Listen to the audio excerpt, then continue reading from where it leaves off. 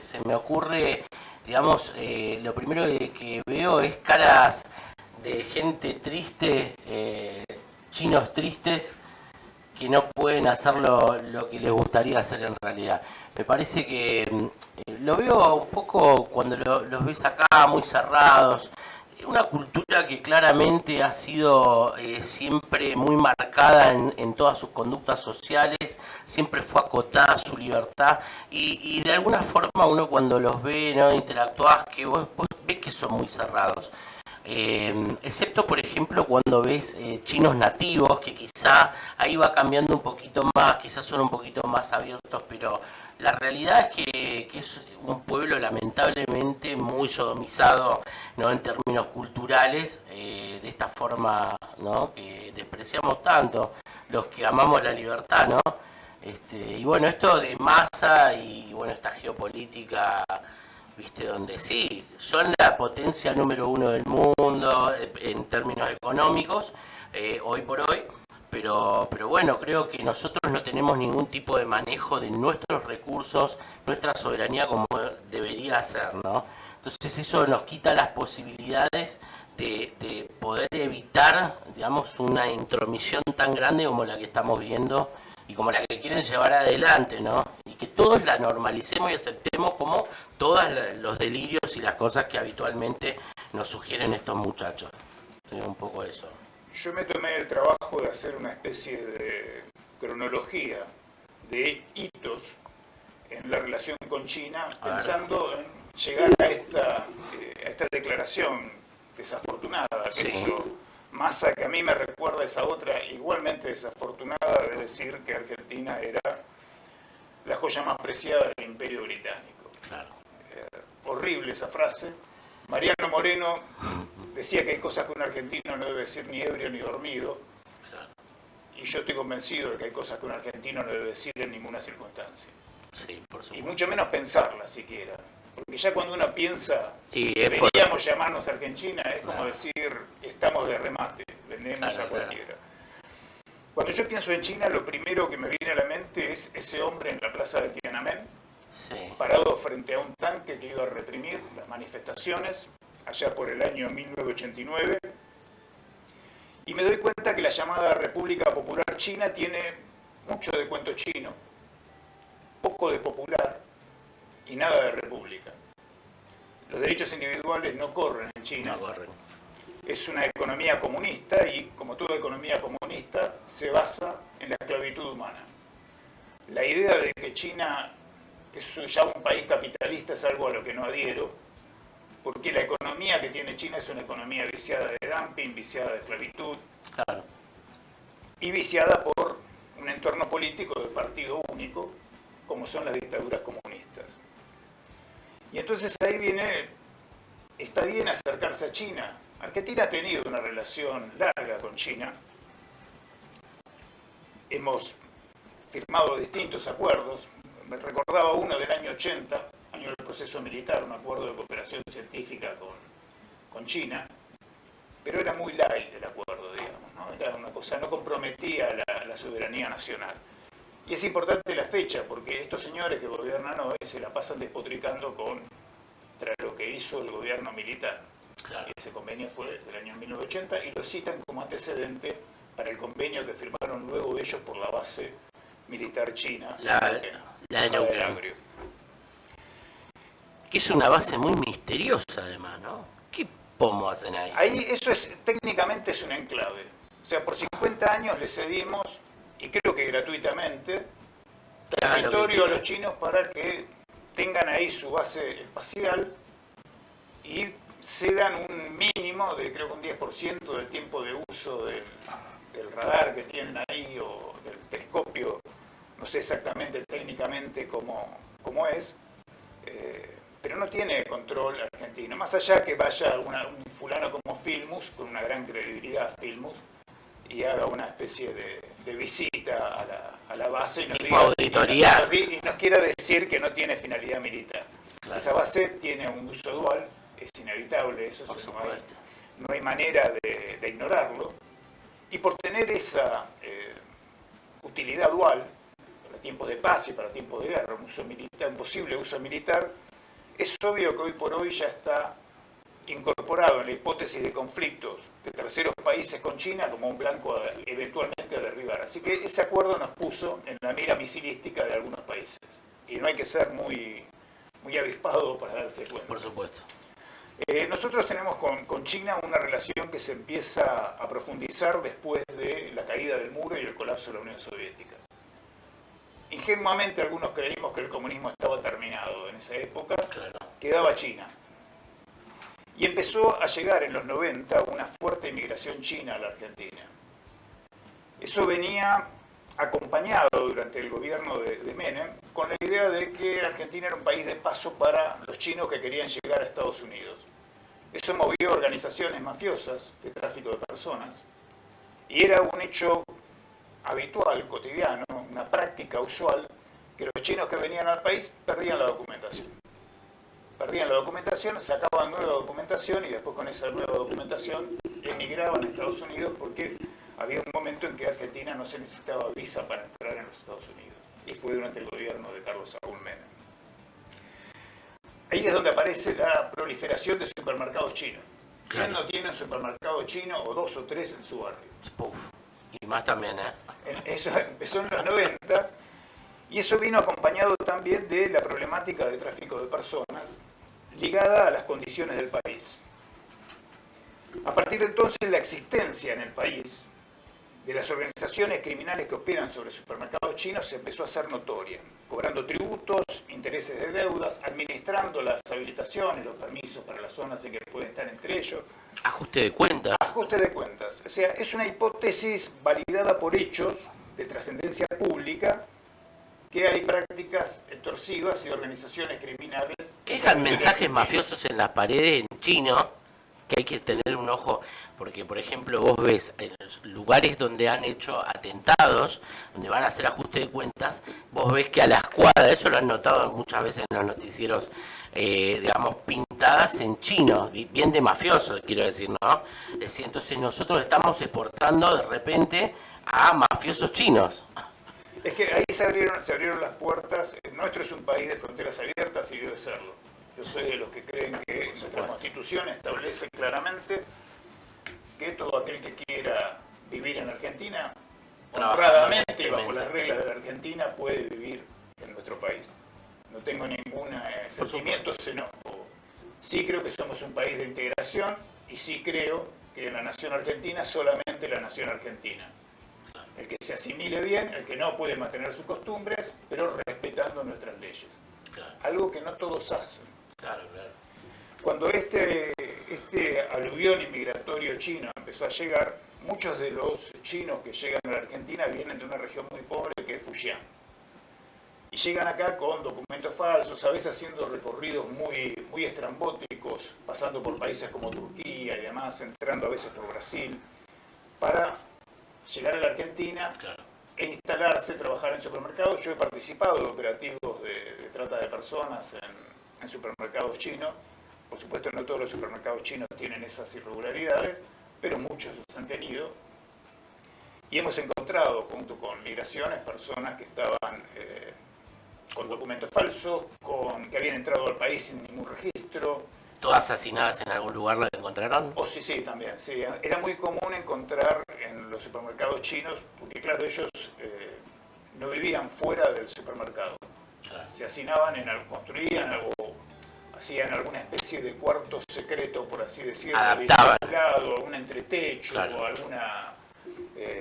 algún sótano a veces. Incluso una vez en una cámara frigorífica, había una cámara frigorífica que era muy grande, y no nos daban, cuando fuimos a ver el lugar, no nos daba y se reían. Voy a apagar el celular que tenés. No, guarda que puede ser Héctor. No, él ya está avisado, así que bueno. Entonces no nos daba las medidas de la cámara frigorífica con lo que se veía cuando entrabas a la cámara, y descubrimos que tenía otra puerta y estaba transformado todo en un dormitorio, con cocina, condiciones de salubridad pésimas, una garrafa ahí adentro. Imagínate que explotó una garrafa dentro de un desastre. Una locura. Bueno, esas situaciones se dieron mucho. No sé hasta qué punto se han corregido completamente, ha habido mucha acción de... Pero hay un pequeño puntito ahí, ¿no? Que miremos, fíjense cómo culturalmente el destrato humano, ¿no? Está presente en la cultura de ellos mismos a sus compatriotas, ¿no? Es decir, o sea, vos venís, te montás el negocio y después vas trayendo a compatriotas tuyos y los metés. Bueno, lo que pasa es que vienen tomando una deuda, y si ellos no pagan esa deuda, la paga la familia que queda en China. O sea, hay un proceso extorsivo que es el típico del tráfico y trata de personas. Así que bueno, ese es el primer aluvión inmigratorio que transformó la geografía, de las ciudades argentinas, no solamente de Capital Federal en principio, sino del conurbano y de otras ciudades. Hay supermercados chinos por todo el país. Vamos a presentar ahora, Llegó nuestro invitado. vamos a darle ingreso a nuestro invitado de hoy, Héctor. Héctor, querido, Gustavo, ha estado en la derecha tuitera varias veces ahí en el Sí. Así que ya está con nosotros Héctor Rubini, el invitado de hoy. Te cuento, vengo haciendo una pequeña semblanza de hechos que marcan la relación argentina con China, y teniendo aquí al invitado voy a tratar de ir un poco más rápido, pero sin saltarme la cronología. El kirchnerismo, cuando asume en mayo del 2003 Néstor Kirchner, en 2004 viaja Néstor a China, asegurando cuando vuelve que había conseguido inversiones por $20.000 millones para inversiones de distinto tipo, y que incluían el inolvidable fiasco del Tren Bala. ¿Se acuerdan del Tren Bala? Bien. En noviembre del 2004, el año siguiente, viene a la Argentina el entonces secretario general del Partido Comunista Chino, Hu Jintao, quien desestimó inversiones por ese monto. O sea, desmintió a Néstor Kirchner. No obstante, y esto lo voy a leer textual porque es muy interesante, en esa ocasión Kirchner hizo un muy revelador elogio del culto a la personalidad, característico de los regímenes comunistas, el amado líder, esas cosas que vemos y que a veces se satirizan en películas, pero que tienen un correlato en la realidad. Y entonces dijo esto, al recordar su paso por China. Presten atención. Pudimos ver la veneración permanente del pueblo chino a uno de sus máximos líderes, el presidente Mao, cuya tumba es visitada cotidianamente por miles de personas. Y nos dijimos a nosotros mismos, un pueblo que recuerda con tanto cariño y respeto a sus líderes, no hay duda que es un gran pueblo. Al paso de los años, cabe interpretar esas palabras en relación a las dimensiones de la tumba de Néstor Kirchner construida por el amigo Lázaro Báez. En esa misma oportunidad, Kirchner equiparó también la cuestión de soberanía de Malvinas y Taiwán, omitiendo un pequeño detalle, y es que en Malvinas hay población implantada por el usurpador, y en Taiwán hay chinos que no quieren ser comunistas y vienen resistiendo el embate del totalitarismo comunista. Es un pequeño detalle que la diplomacia tiene que tener en cuenta. El kirchnerismo ha equiparado esas situaciones y las trata como si fueran lo mismo. Entre 2006 y 2008, Néstor Kirchner y Cristina Fernández, más allá de los chinos, siguieron prometiendo la construcción de un tren bala.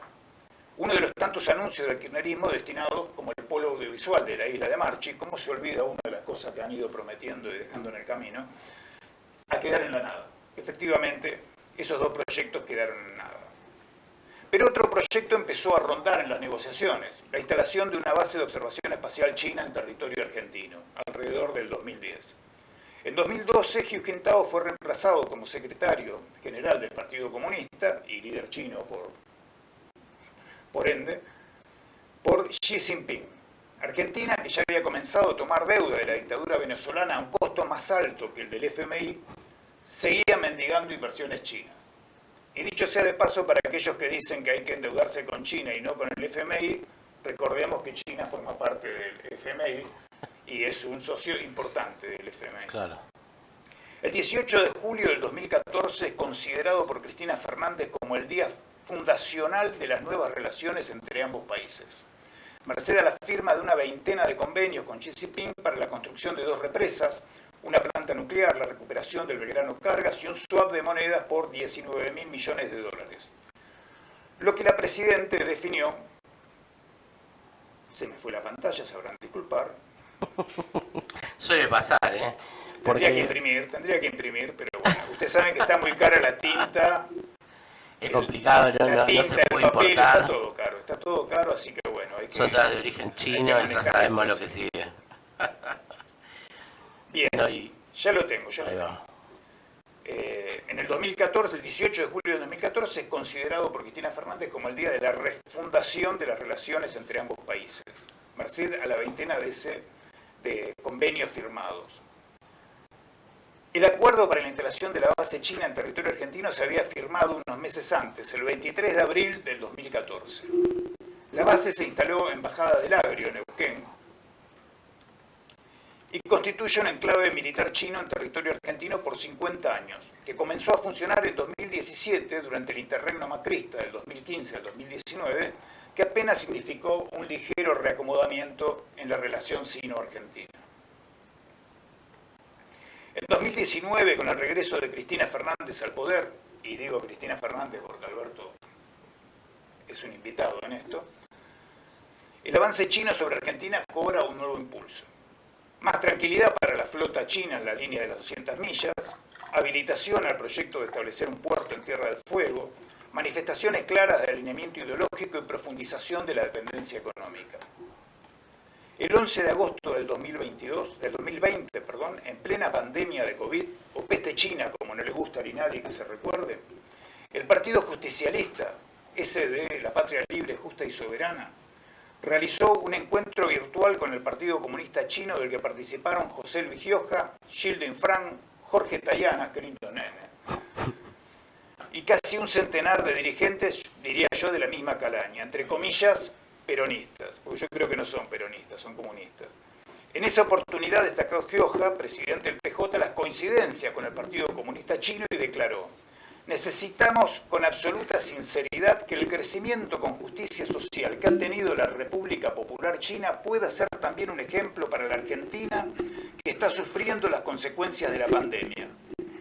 Es decir, un extraño peronismo que toma como ejemplo de la justicia social a un país totalitario. Nunca leyeron La Comunidad Organizada de Perón. Claro. Que más allá de que Perón le mandó una carta a Mao, que es lo que sacan a relucir siempre, hay que tener en cuenta que Perón escribe esa carta en tiempos de proscripción y de lucha por la reconstrucción del poder, para volver al poder. Así que no se lo puede tomar muy en serio, y como todo en el peronismo hay que verlo como una cosa dinámica y no como momentos estancos o fotos. Claro.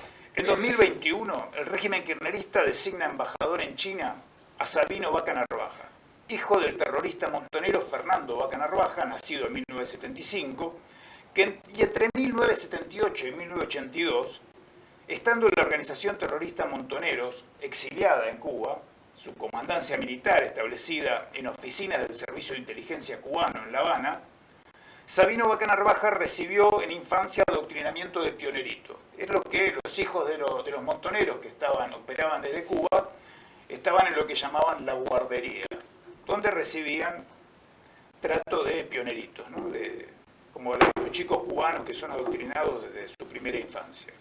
Enamorado de la cultura china, la lealtad de Sabino Vaca Narvaja quedó más que clara cuando él mismo difundió un video en el que se lo presentaba como, escuchen esto, el embajador de Cuba en China.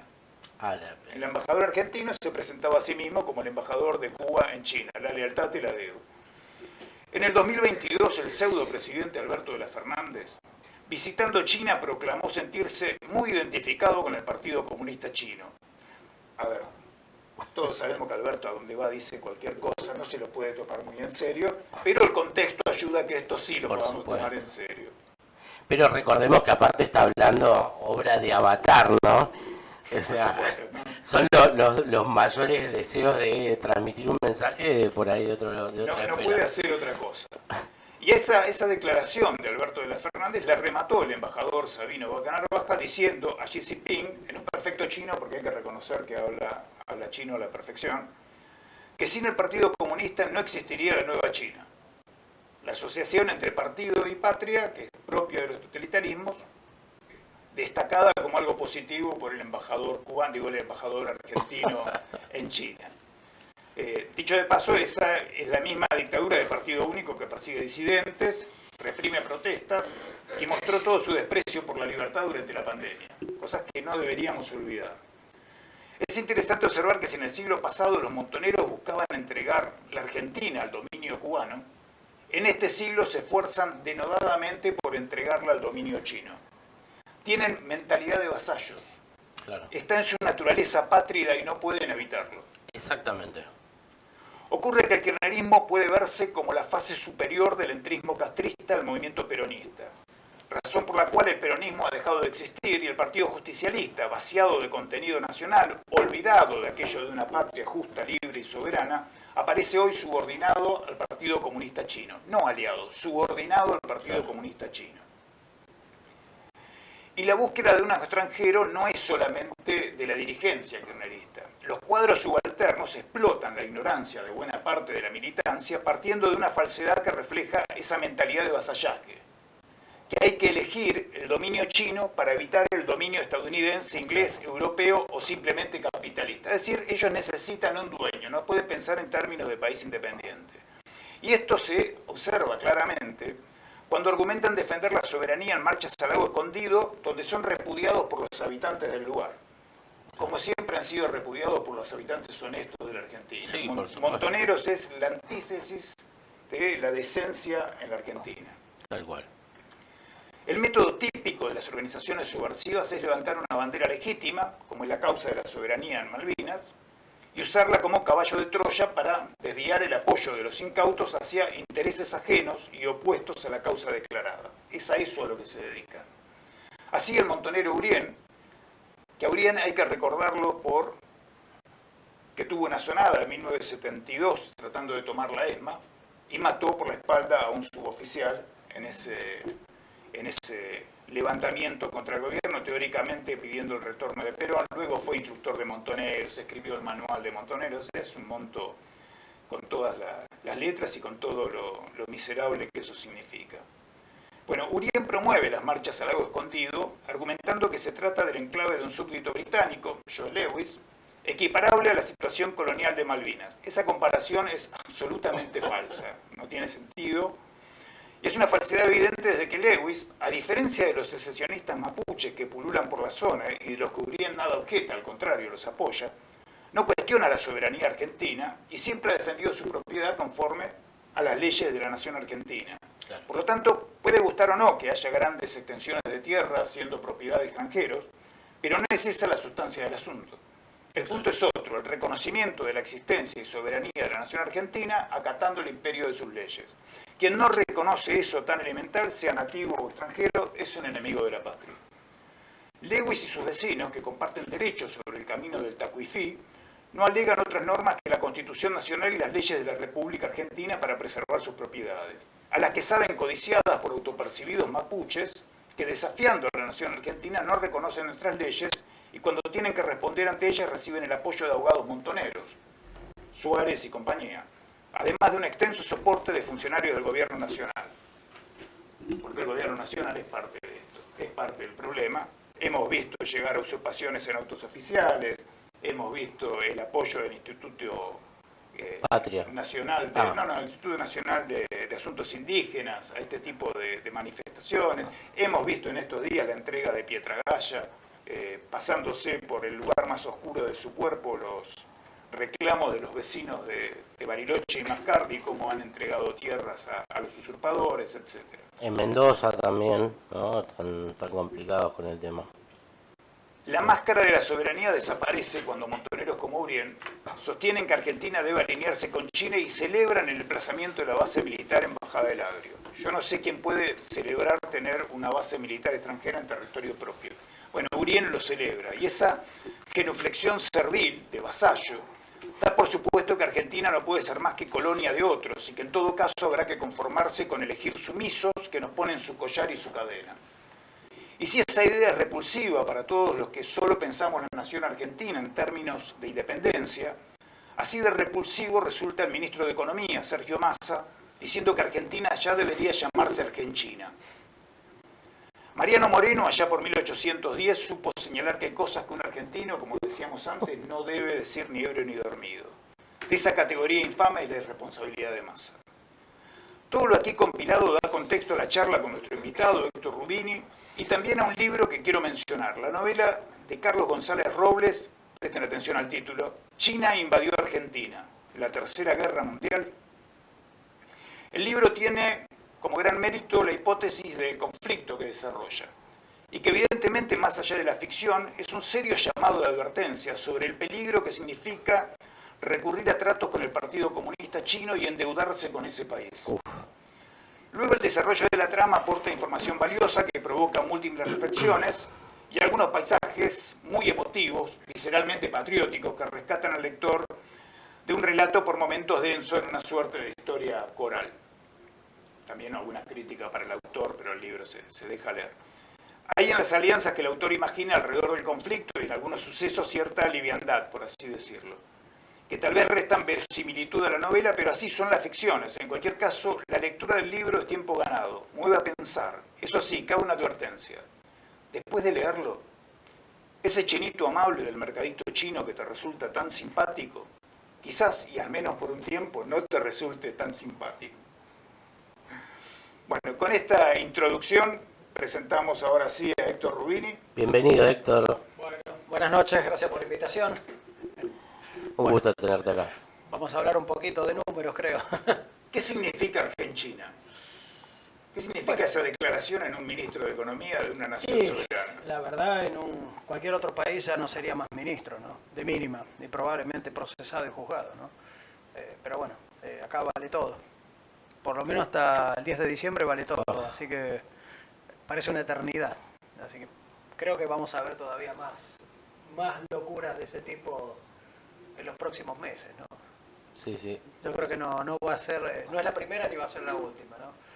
Pero Ya no nos sorprenden, digamos, los tenores de las cosas que dicen, porque vos decís, no sabes qué te da más escozor, si el último papelón o el anterior. claro, bueno, pero ya está, digamos, todo como semi previsto, ¿no? O sea, están de salida y, bueno, la incertidumbre ahora es quién llega. Y qué se va a encontrar el 10 de diciembre, ¿no? Es decir, Claro. con qué estado de desastre, de campos minados uno atrás del otro, se va a enfrentar la próxima administración. Y con el desafío de eventualmente, bueno, tener al actual oficialismo en contra y probablemente movilizando, cortando calles, tirando piedras, generando disturbios, ¿no? Es Claro, digamos, lo más probable. es como que lo tienen a todo congeladito para el día 11, tipo, Sí, empezar no, los quilombos. el día mismo, acordate cuando asumió Macri el 10 de diciembre de 2015, ya prácticamente esa tarde estaban convocando y al otro día o a los 2 días por Parque Sarmiento ya andaba el actual gobernador de Buenos Aires armando actos y así que no. El sindicalismo se va a acordar de llamar a los paros. Baradel va a iniciar Aparentemente los sí, paros. les va a volver la memoria, sí. Ahora están desmemoriados. Están en modo tranqui, ¿no? Es increíble. Sí, el sistema está en sleep, en off. Así es. Tremendo. Tengo miedo más que lo que encontremos el 10 de diciembre, lo que se encuentre el 10 de diciembre, lo que van a dejar para el 11 de diciembre, desde el momento en que pierdan las elecciones, que sepan que las perdieron, que ya están perdidas, o sea, que desde el momento que se vote hasta el momento del traspaso del poder. Creo que lo que vamos a ver ahí no tiene comparación con nada de lo que hemos visto hasta ahora, ni de lo que veremos hasta ese momento, hasta el momento de las elecciones. Sí, sí, daño tras daño, ¿no? Un colega, Juan Carlos de Pablo, digamos, veterano, ya lo dijo hace varios meses, o sea, el norte actual es dejar herencia. Dejar herencia es eso que decís vos. ¿Cómo ven los chinos esta relación con Argentina, en tu opinión? Bueno, yo hace un tiempo que no tengo contacto con, digamos, gente del establishment. Yo he estado allá, he conocido académicos, gente del Partido Comunista. Ellos tienen, digamos, una visión geopolítica muy definida. De hecho, China, Chongguo, en chino significa país del centro. Ellos se autoperciben desde los viejos imperios como el centro del mundo. Y me da la impresión que ellos tienen esa idea de que el mundo, como la idea de armonía, según el Partido Comunista, es una armonía donde una mitad del mundo, bueno, Occidente que se mate solo y eventualmente que lo controle Estados Unidos. Y del otro lado, en la mitad de la nave espacial, ellos. ¿Y dónde están ellos? Que el resto se vaya. Y ahí entra a jugar todo este problema de todos los conflictos limítrofes que tienen pendientes y que en parte los están provocando haciendo uso del enorme crecimiento económico y acumulación de riqueza de los últimos 35 años. ¿Son la potencia 1 económicamente hoy? En algunas mediciones, ajustado por paridad de poder adquisitivo, da casi empatando a Estados Unidos. Yo creo que van a estar inequívocamente superándolos entre 2030 y 35. El objetivo de ellos es ese, es decir, a partir de ahí ser la primera potencia económica y financiera mundial, cosa que les falta mucho todavía, pero desde el punto de vista económico son cada vez más capitalistas. Uno escucha las estupideces de lo que vos comentabas recién y bueno, la verdad hay que cargar a esta gente en un par de aviones, hacerlos conocer la vida en China y después vuelvan y van a ver que el menemismo era izquierda, al lado de lo que es la economía china. Yo estuve en 2005 y ya entonces las universidades públicas eran todas pagas, ninguna gratuita. Futan University, por ejemplo, se estaba pagando una cuota mensual de $500. No es para cualquier chino, es para la élite del Partido Comunista de más ingresos, o sea, los funcionarios y los miembros de las Fuerzas Armadas.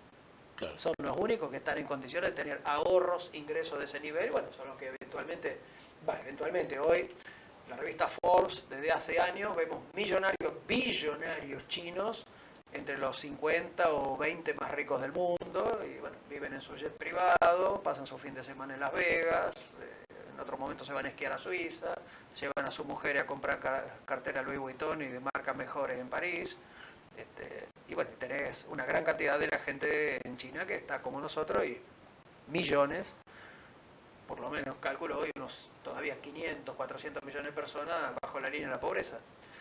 Lo cual es un problema, porque China no es un país homogéneo, son 90 etnias, y con conflictos entre ellos, algunos resueltos y otros no, pero además con un potencial de crecimiento del mercado interno impresionante. Esa población es 1.3 veces la población del mercado común de la Comunidad Europea. O sea, China hoy, con el actual potencial y dominio creciente que está teniendo con la estrategia de, más que de Hu Jintao, sino con Xi Jinping, el actual primer ministro, de la estrategia de la franja y la ruta de la seda, están expandiendo contratos de obras públicas con el método es el mismo de los llamados préstamos o créditos atados del Banco Mundial de los años 50 y 60, donde si vos no cumplías, un consorcio extranjero bancado por el Banco Mundial se te quedaba con la empresa, con el terreno, etc. Bueno, los muchachos se te quedan con el terreno, los puertos, te instalan bases militares, ya le pasó a Sri Lanka, ya le pasó a Djibouti, y ahora tienen bases aeronavales chinas ahí por lo menos 100 años. El tema no es solo eso, o sea, se te quedan, se te implantan, te sacan la soberanía. Claro, porque ellos lo que están buscando es controlar todas las redes de logística y abastecimiento a China por vía terrestre y marítima. Entonces, la ruta de la seda es toda una red de autopistas, trenes bala y trenes de carga. Su objetivo es unir y bajo control total de los chinos, en la hipótesis más optimista, Londres con Beijing. Y en el medio todas las capitales europeas y asiáticas del medio. O sea, la ruta de Gengis Khan ampliada.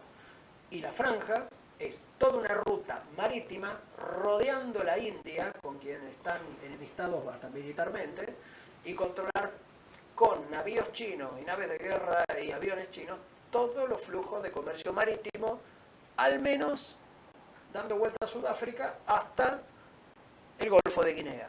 Eso lo quieren controlar todos ellos. Todos ellos. Y la hipótesis, digamos, más optimista es Sudamérica y Centroamérica. Y ahí entra el posicionamiento estratégico en Tierra del Fuego. Tierra del Fuego es problema, yo creo, hoy número 1. Número 2, la hidrovía. Y para el futuro, varios más. Pensemos acuífero guaraní. ¿A dónde está ubicado eso? Es Estero de Liberá y alrededores, o sea, Corrientes, parte de Misiones, parte de Entre Ríos.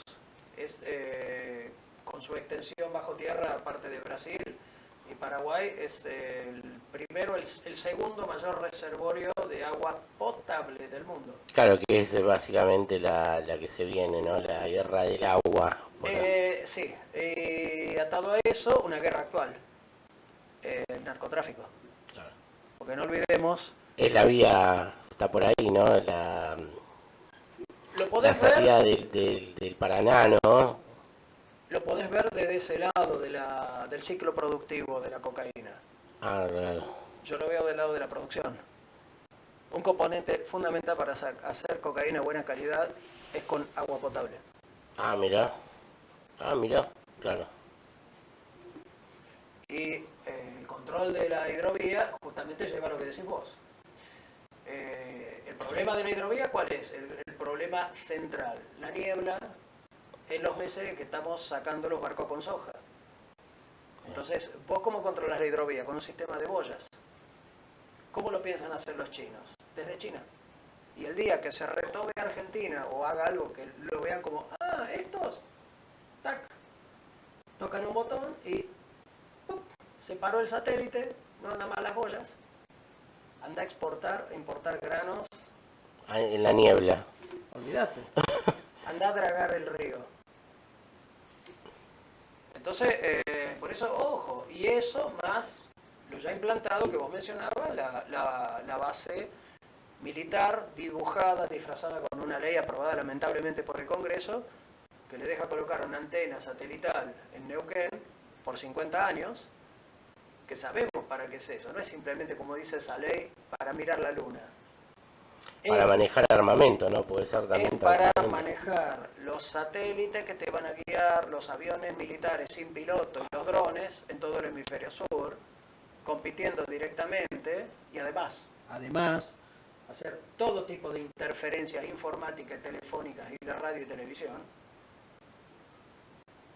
combatiendo de esa manera del lado de los chinos con la base militar, espacial, etcétera, de los británicos de la OTAN en la isla de Ascensión, cuyo alcance de radio llega hasta México, llega hasta el polo sur de la Antártida casi.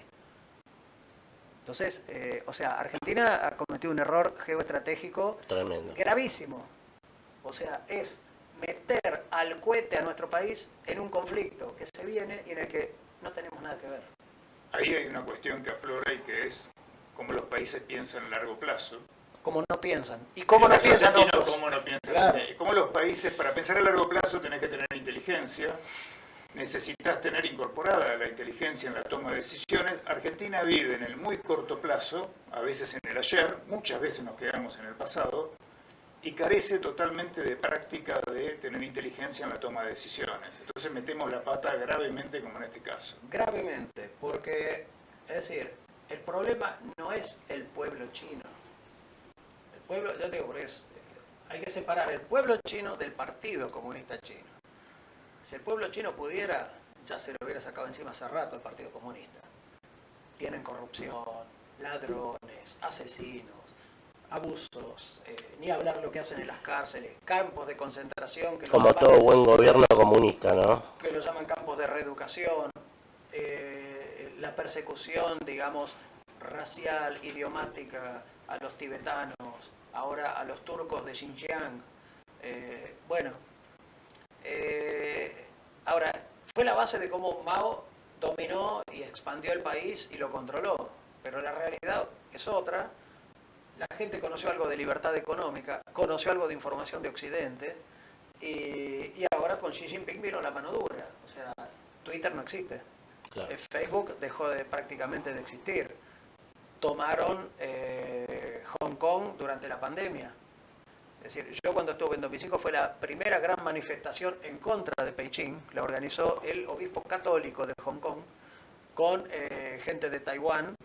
Y bueno, yo fui. Y a mí me decían, un argentino decía, te van a filmar y no vamos a volver más por acá. ¿Qué sé yo? Capaz que es la última vez en mi vida que voy a un lugar tan lejos del mundo. ¿Qué me importa? Claro. Y yo lo viví. ¿Cortaban la calle? No. En las esquinas paraban, dejaban pasar los autos, todo por un carril.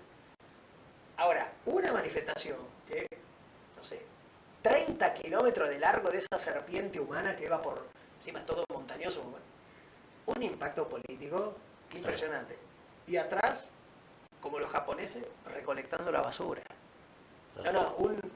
Fue una cosa, viste, de decir... Traeme esos manifestantes acá a la 9 de julio. Te sentís, viste, la miércoles, estoy en el siglo XXVII, viste. Y aparte, Hong Kong, viste, Hong Kong realmente falta gato vuela volando a la noche. Es una ciudad, recomiendo el que pueda ir, porque no te olvidas más, viste.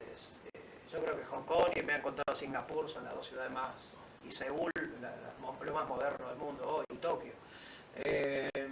Pero bueno, el resto de China, viste, tenés Shanghái, es la Nueva York, Beijing creció, dicen, muchísimo. Yo fui ante los Juegos Olímpicos, después de los Juegos Olímpicos es irreconocible comparado con lo que fui a ver yo.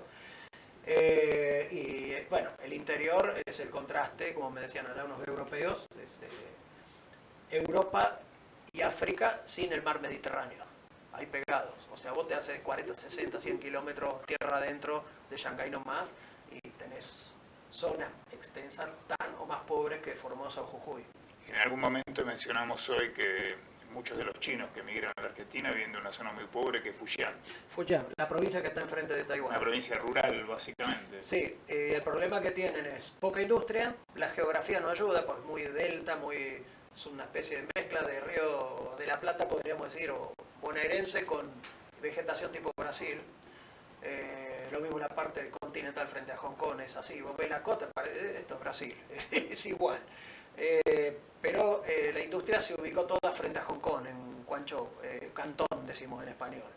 Y ahí no, y encima está superpoblado, 120, 130 millones de habitantes. Esa provincia sola, no hay trabajo. Y es de donde salen desde hace los últimos 20 años, yo diría el 80% de los emigrados chinos que salen a buscar trabajo a Europa, América, África, salen de esa provincia. Los que vienen acá y vos ves como vienen metidos, gente, te das cuenta, muy pobre. Gente de trabajo, no quiere saber una miércoles de política, de nada, vos le preguntas por el país, son tímidos. Y aparte, bueno, esa provincia tiene una gran, podemos decir, contrahistórica. Es el origen y la sede de las principales tríadas chinas, las mafias chinas. Con razón, ¿no? Justo es muy... Viste, con los ajustes de cuenta hablábamos hace un rato... Y hay un código no escrito, bueno, de hecho Mao, el Partido Comunista, nunca los pudo controlar.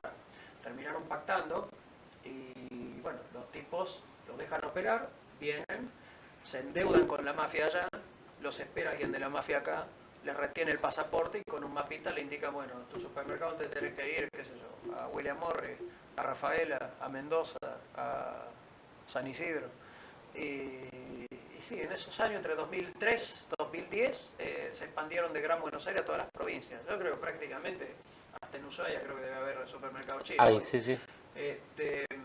Cambiaron la geografía de los barrios, ¿no? Le incorporaron aparte como algo Sí, que todo barrio tiene un supermercado chino. Pero ¿cómo cuando puede los ser? ajustes entre ellos, vos fijate, se matan entre ellos. Nunca matan a argentinos. No, pero digo, a ver, ¿cómo puede ser que tenga una red tan amplia, ¿no? Y que esté manejada y se sepa, ¿no? Celular, la tecnología del celular aceleró todo.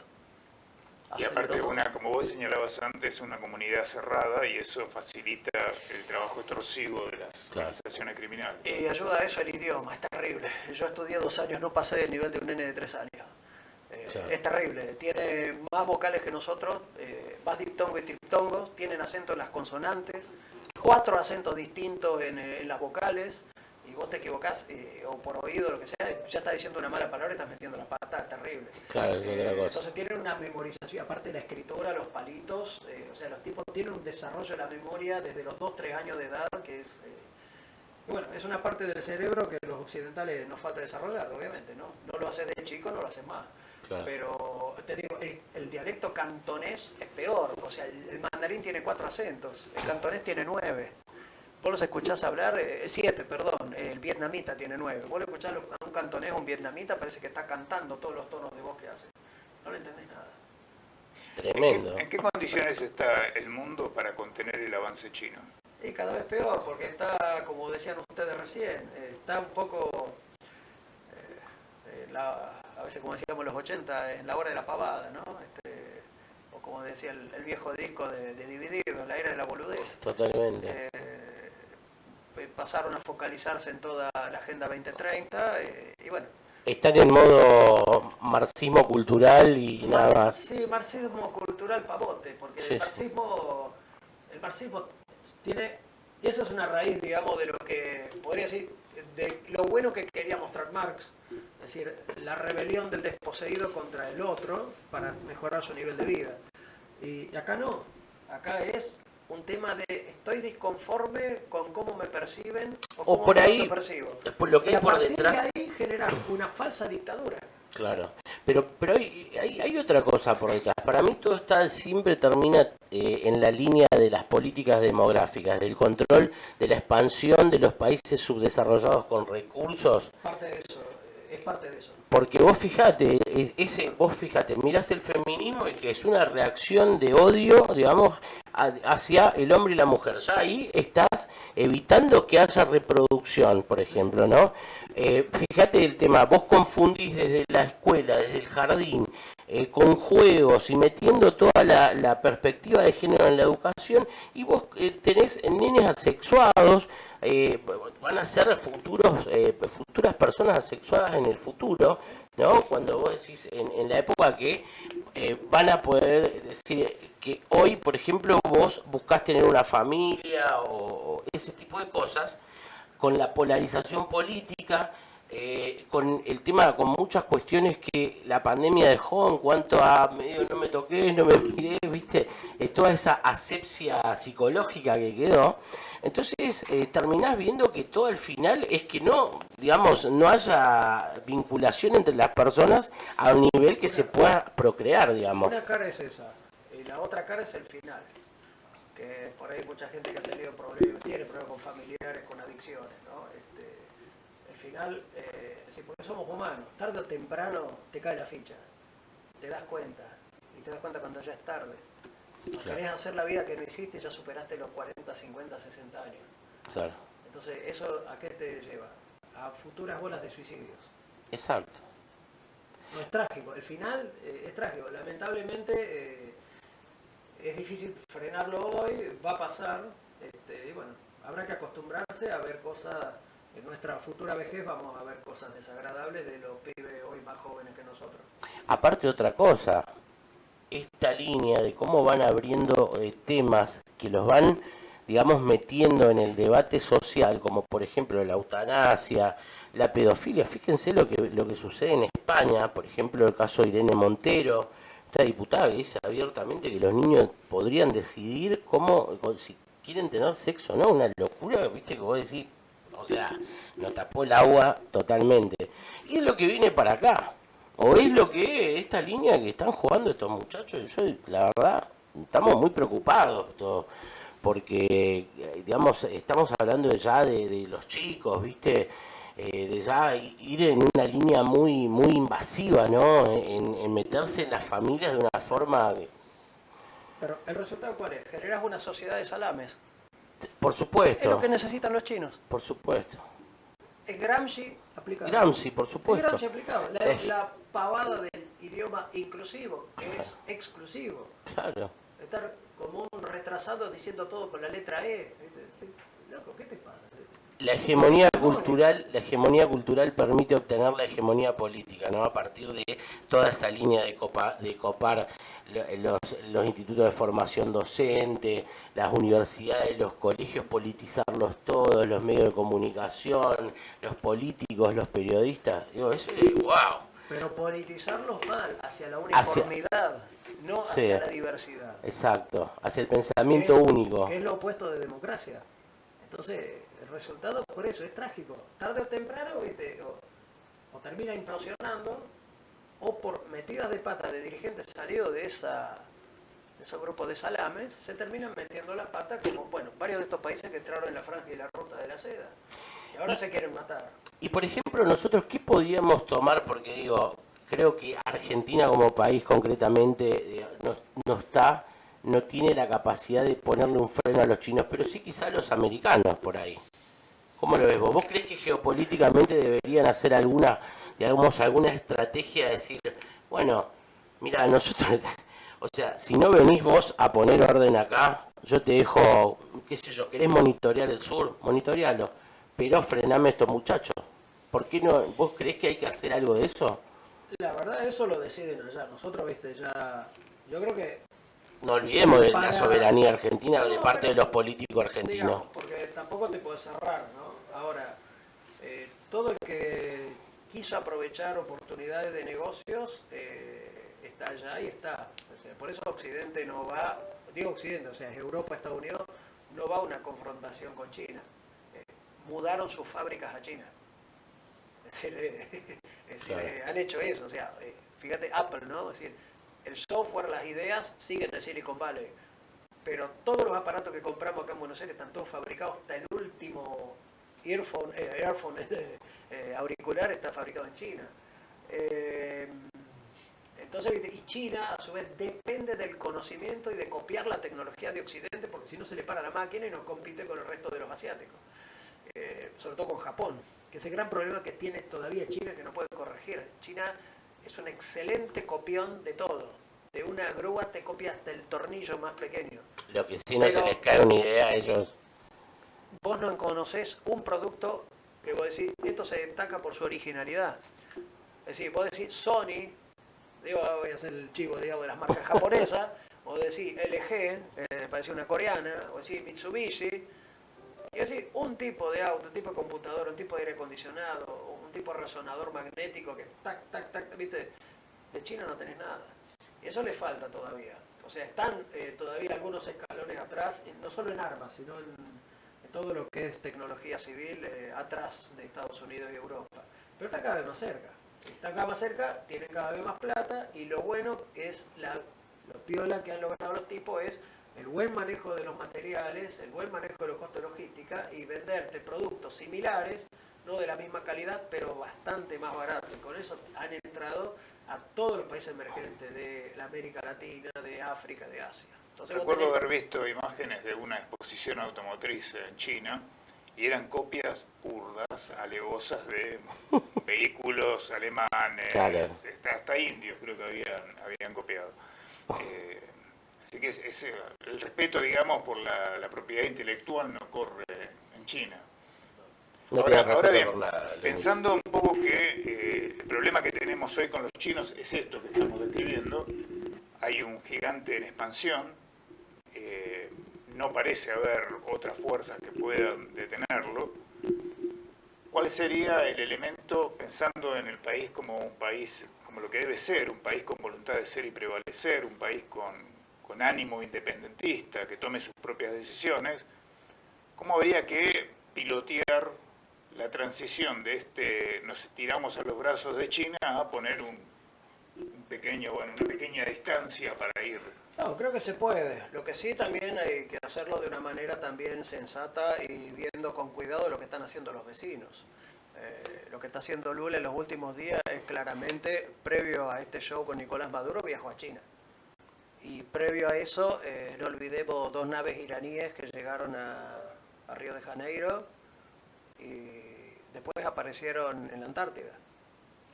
O sea, fue un simple transporte militar o naves de reconocimiento que anduvieron mapeando el mar argentino. ¿Para quién? Y nosotros acá estamos perdiendo el tiempo con la reta o no la reta. Claro, sí. El tema es eso, o sea, es decir, una futura administración tiene que ubicarse en el mapa, o sea... Tiene que agarrar las riendas del control de los recursos, la soberanía del país. Y de con quién te asociás. Claro. Es decir, porque si Maduro es el verdadero socio privilegiado de Lula, Mercosur no tiene más sentido. Claro. Entonces no nos autoengañemos. Entonces, ese es el punto. Por eso, digamos, la bronca que les pasó ahora con la conferencia, cuando la calle Pou muestra el video, porque sin un consenso entre todos, querían sí o sí que sea secreto. Entonces, ¿el tipo qué hace?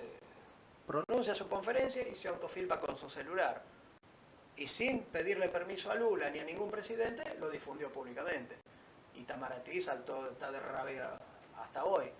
bueno, Qué bien o que es, la una, hizo, ¿eh? o es una reunión entre pares o que nos juntamos todos para aplaudir a un asesino.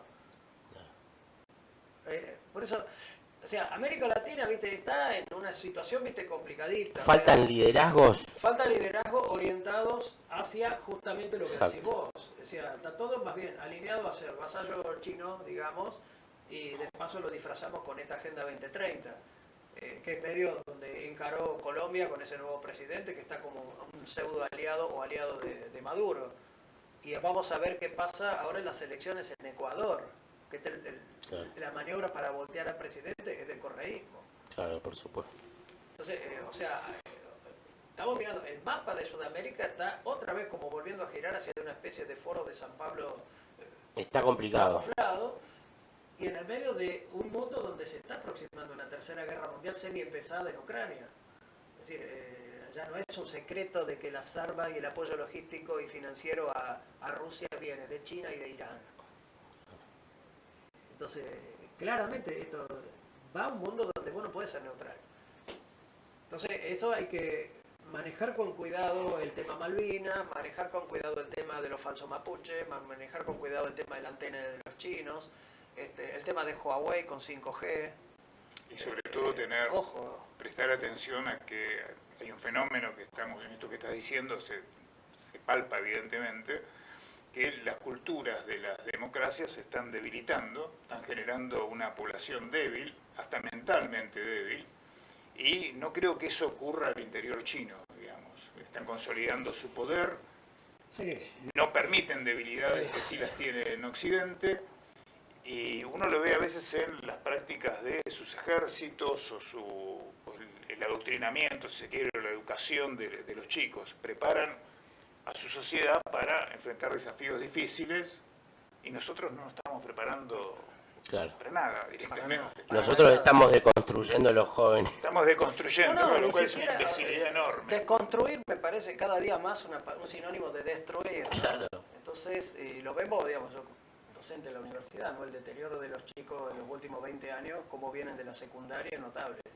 Ya no solamente en tema de manejo de la lengua nativa y de las matemáticas, sino también de comportamiento simple, ¿no?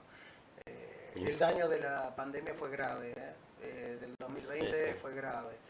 Pero como a veces, bueno, yo me crié en el campo, ¿no? Como a veces decimos en el campo, la culpa no es del chancho, sino que es de comer. El tema, digamos, ¿está en los chicos o está en sus padres? Claro.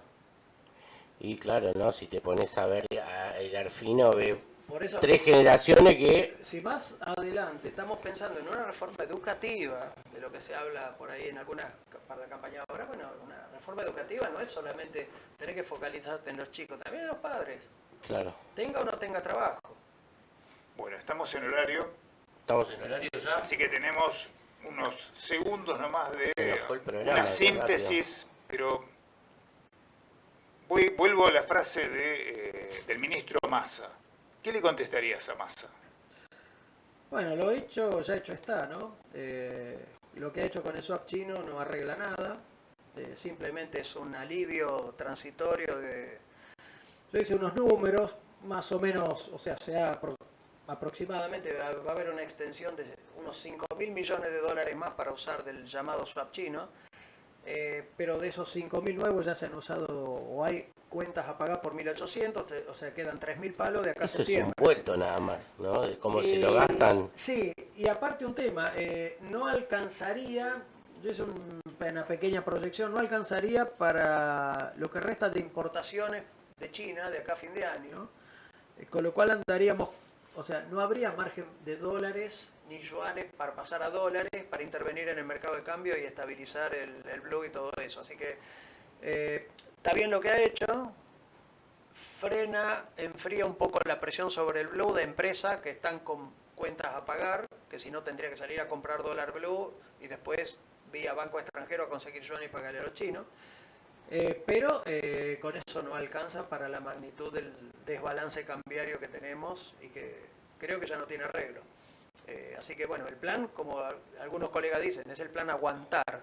Claro. Hasta digamos, hasta el 10 de diciembre. Sí, y hasta ese periodo crítico que decían ustedes, ¿no? Entre la elección y el 10 de diciembre, que bueno, puede agravarse feo la herencia. Pero nada más. Yo creo que, o sea, Massa entró para eso. Y no le Para da buscar ahí no le da, llegar. claro, no le da para más tampoco porque no olvidemos, no es economista profesional, Claro. o sea, bueno, ahí con Rubiten hace lo que puede, pero todo en el marco de un proyecto político que es continuar la cadena de, a mi entender, desaciertos desde el 10 de diciembre de 2019, la pandemia y después. Bueno, Héctor, te agradecemos muchísimo que nos hayas acompañado hoy.